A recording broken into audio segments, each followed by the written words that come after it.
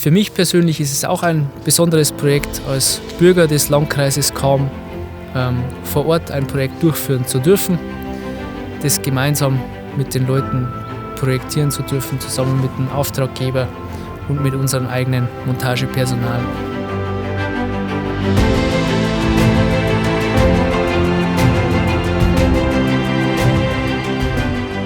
Mein Name ist Michael Senwert, ich bin Bereichsleiter bei Primus Line Dach und wir sind heute in Cham auf der Baustelle von Primus Line.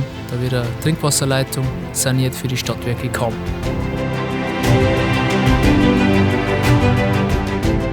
Ja, Primus Line wird seit über 20 Jahren weltweit erfolgreich installiert und eingebaut.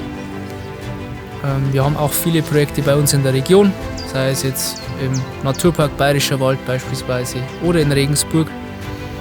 Aber eben das Besondere heute hier in Cham, das Ganze installieren zu dürfen, ist einfach eine tolle Sache, Besonderheit für uns. Eine Primus Line Baustelle daheim, erstmalig. Wir kommen direkt von unserem Werk Weiding und in Cham-Münster, liefern den Liner hier an und ziehen dann auch direkt hier in die Trinkwasserleitung ein. Einfach eine sehr umweltschonende Geschichte heute auch. Ein toller Benefit, den wir da mitbringen, und heute zu Hause ist immer ein spezieller Moment. Saniert wird eine Trinkwasserleitung DN 200, eine Gussleitung aus den 1950er, 1960er Jahren. Wir sanieren durchs Freibadgelände, wofür unser System einfach große Stärken hat.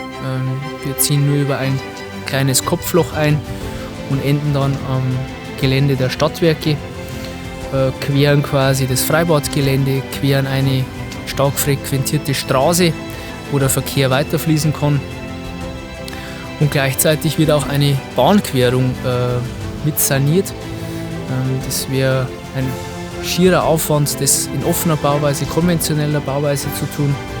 Da bietet sich unser Primus Line einfach perfekt dafür an, um die Leitung langfristig zu rehabilitieren. Das heißt wieder mindestens 50 Jahre Lebensdauer.